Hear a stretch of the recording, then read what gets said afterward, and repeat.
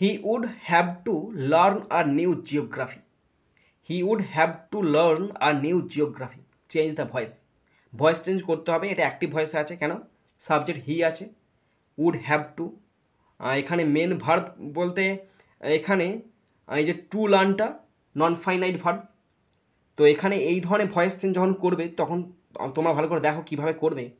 Voice change করতে বলেছে, তাকে একটি নতুন ভূগোল শিখতে হবে।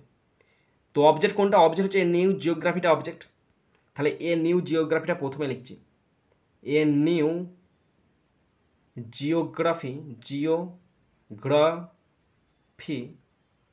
এ নিউ জিওগ্রাফি, তারপর উড ছিল উড বসবে, উডের পর হ্যাভ ছিল হ্যাভ বসবে, উড তারপরে হ্যাভ থাকলে বিন বসে, would have been, would have been to be learned.